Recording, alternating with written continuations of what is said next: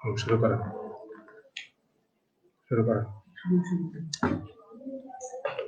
শিক্ষার্থী বন্ধুরা, তোমাদেরকে জানাই শুভ সকাল। আমি উজ্জ্বলকান্তি চক্রবর্তী, জুনিয়র ইন্সট্রাক্টর।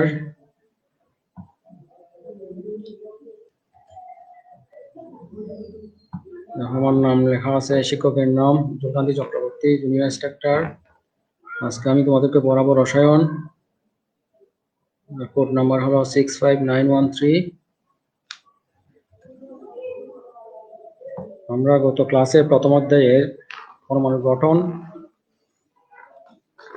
ও রাসায়নিক বন্ধন নিয়ে আলোচনা করেছি। গত ক্লাসে বলেছি পরমাণু স্থায়ী মৌলিক কণিকা গুলো হলো ইলেকট্রন, প্রোটন, নিউট্রন। এবং ইলেকট্রন, প্রোটন, নিউট্রন সম্পর্কে তোমাদের কিছু ধারণা দিয়েছি। ইলেকট্রন হলো নিউক্লিয়াসের বাইরে বিভিন্ন কক্ষপথে সর্বদা ঘূর্ণায়মান একটা কণিকা, যেটা চার্জ হলো ঋণাত্মক। কালকে ইলেকট্রনের চার্জ, ভর এবং চার্জের প্রকৃতি এগুলো তোমাদেরকে আলোচনা করেছি। ইলেকট্রনের ভর বলেছি 9.1 × 10⁻31 কেজি। আর ইলেকট্রনের চার্জের প্রকৃতি হলো ঋণাত্মক। ইলেকট্রনের চার্জ হলো 1.6 × 10⁻19 কুলম। আর প্রোটন সম্পর্কে কি ধারণা দিচ্ছি কালকে বলেছি, প্রোটন হলো ধনাত্মক চার্জযুক্ত কণিকা। প্রোটন থাকে পরমাণু নিউক্লিয়াসে এবং প্রোটনের ভর 1.67 × 10⁻27 কেজি। আর একটা কণিকা হলো নিউট্রন, এটা চার্জ বিহীন কণিকা, কোনো চার্জ নেই এবং এটার ভর প্রোটনের ভরের কাছাকাছি।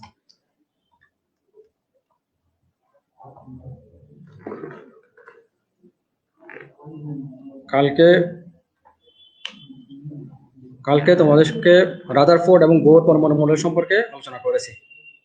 আজকে আবার আমি বোর পরমাণু মডেলের শিখার্যগুলো সম্পর্কে আবার ধারণা দিচ্ছি। বোর পরমাণু মডেলের প্রথম যে শিখার্য, মনে বলেছি কি প্রত্যেকটা পরমাণুর একটি কেন্দ্রক রয়েছে যার নাম নিউক্লিয়াস। এই নিউক্লিয়াসকে কেন্দ্র করে বিভিন্ন কক্ষপথে সর্বদা ইলেকট্রনগুলো ঘূর্ণায়মান থাকে।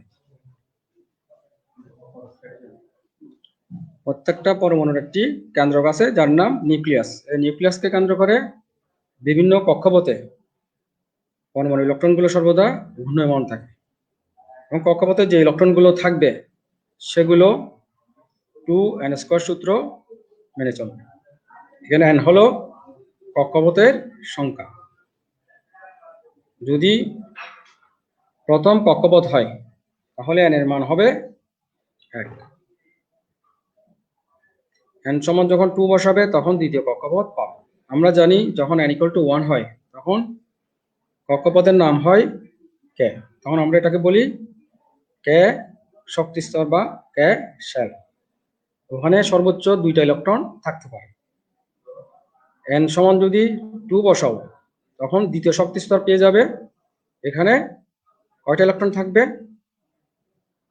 এখানে 2 × 2² অর্থাৎ 8টা ইলেকট্রন থাকবে। তাহলে n = যখন 1 হবে তখন শক্তি স্তর বা শেলের নাম হবে k। n = 2 হলে কক্ষপথ বা শক্তি স্তরের নাম হবে l।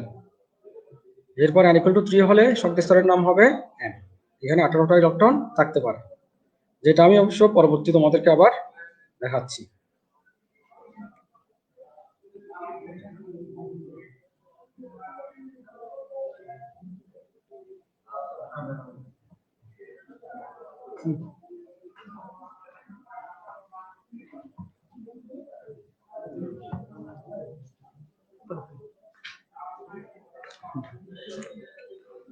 এটা কি সিরিয়াসলি আমরা কিছু করছি না?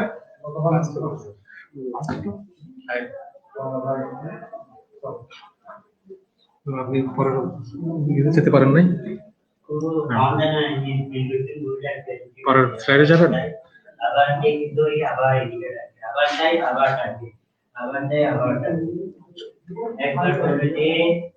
শিক্ষার্থী বন্ধুরা, তোমাদের প্রথম শিখার্য মোটামুটি তোমরা ধারণা পেয়েছো।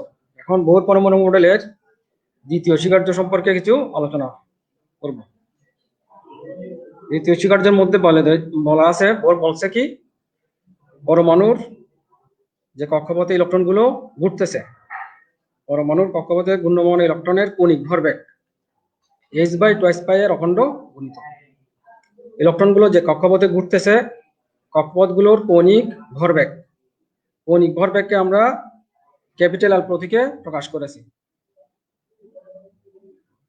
কক্ষপথগুলোর কণিক ভরবেগ ক্যাপিটাল এল h/2π এর অখণ্ড গুণিতক হয়।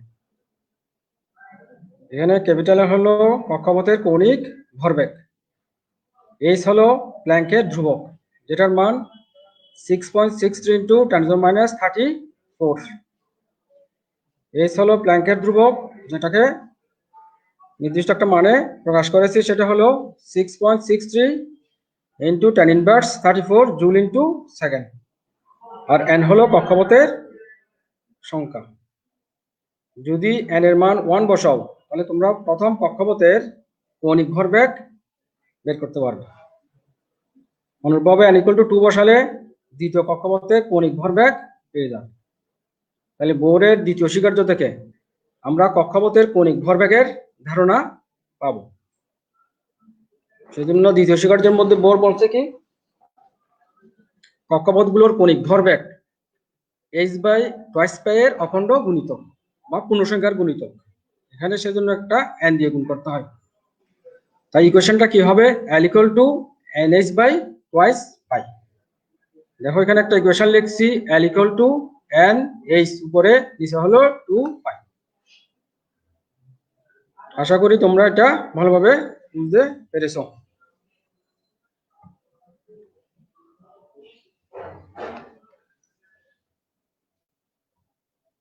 এখন বোর পরমাণু মডেলের তৃতীয় যে স্বীকার্য আছে, বোর পরমাণু মডেলের তৃতীয় স্বীকার্য সম্পর্কে তোমাদের কিছু ধারণা দিচ্ছি।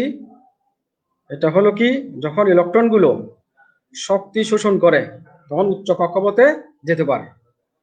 প্রত্যেকটা ইলেকট্রন তার নিজস্ব কক্ষপথে স্বাভাবিক অবস্থায় অবস্থান করে। ইলেকট্রন যখন নিজস্ব কক্ষপথে থাকবে তখন তারা কোনো শক্তি শোষণও করবে না, বিকিরণও করে না। ইলেকট্রনগুলো যখন তার নিজস্ব কক্ষপথে থাকে তখন তারা কোনো শক্তি শোষণ করে না, বিকিরণ করে না। ইলেকট্রনগুলো শক্তি শোষণ করে উচ্চ কক্ষপথে যেতে পারে। ইলেকট্রনগুলো শক্তি শোষণ করে উচ্চ কক্ষপথে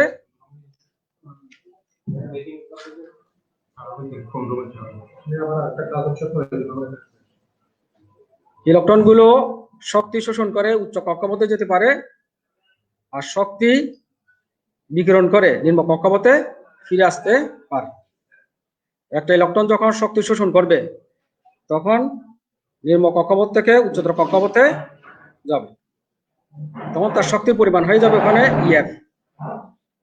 আর যখন শক্তি বিকিরণ করে নিম্ন কক্ষপথে বা তার নিজস্ব কক্ষপথে ফিরে আসবে তখন শক্তির পরিমাণ হবে EI। দুই শক্তি স্তরের শক্তির যে পার্থক্য, এটা একটা ফোটনের শক্তির সমান হবে। ইলেকট্রনগুলো যখন শক্তি শোষণ করবে তখন যে কক্ষপথে যাবে ওখানে শক্তির পরিমাণ হবে EF। আর ইলেকট্রনগুলো যখন শক্তি বিকিরণ করে নিজস্ব কক্ষপথে ফিরে আসবে তখন ওর শক্তির পরিমাণ হবে EI। তাহলে দুইটি শক্তি স্তরের শক্তির যে পার্থক্য EF - EI, সেটা একটা ফোটনের শক্তির সমান হবে।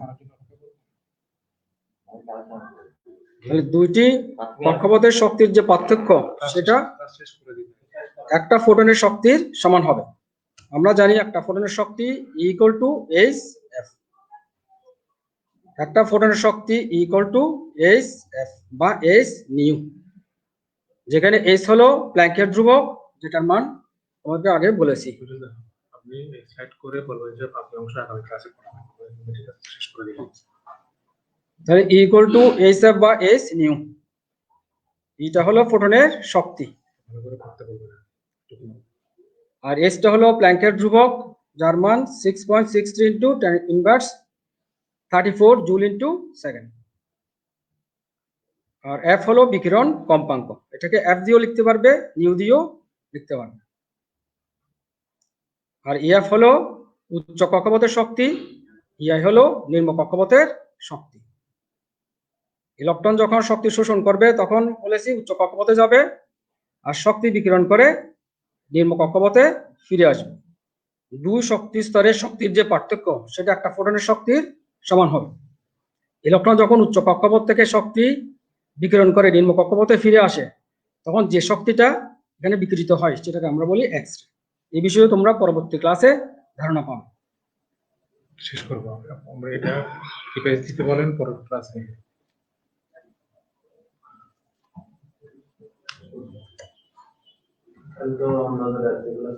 শিক্ষার্থী বন্ধুরা, আরেকটা বিষয় তোমাদেরকে বলেছি, যখন n = 1 হবে তখন আমরা বলেছি কি, তখন যে শক্তি স্তরটা পাবে সেটার নাম হবে ক। এখানে সর্বোচ্চ 2টা ইলেকট্রন থাকতে পারে, 2টা থাকবে বা তার কম থাকবে। যখন n = 2 হবে তখন আমরা পাবো দ্বিতীয় শক্তি স্তর, যেটার নাম হলো L। এখানে সর্বোচ্চ 8টা ইলেকট্রন বা তার কম থাকতে পারবে, সর্বোচ্চ 8টা থাকবে বা তার কম থাকবে। এই বিষয়ে তোমাদেরকে কিছুক্ষণ আগেও ধারণা দিচ্ছি। আশা করি তোমরা স্লাইডটা লিখতে পেরেছো। যখন n = 1 হবে তখন শক্তি স্তর হবে ক, n = 2 হলে শক্তি স্তর হবে L, n = 3 হলে শক্তি স্তর হবে M, n = 4 হলে শক্তি স্তর হবে N, n = 5 হলে শক্তি স্তর হবে O।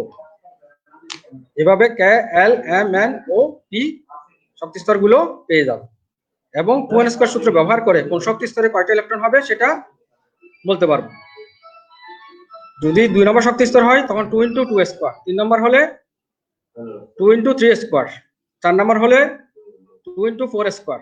এভাবে এই সূত্র প্রয়োগ করে বিভিন্ন কক্ষপথের ইলেকট্রন সংখ্যা জানতে পারবে এবং প্রত্যেকটা কক্ষপথে সর্বোচ্চ এই ইলেকট্রনগুলো থাকতে পারবে বা এর কম ইলেকট্রন থাকতে পারবে।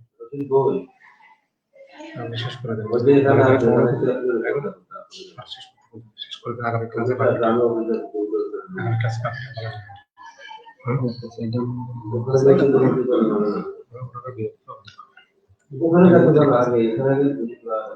দেখো, এখানে তোমাদেরকে কিছু হোমওয়ার্ক দিছি, আশা করি এগুলো তোমরা এই আলোচনা শেষে করতে পারবে। সবাইকে ধন্যবাদ। Thanks of all, best of luck.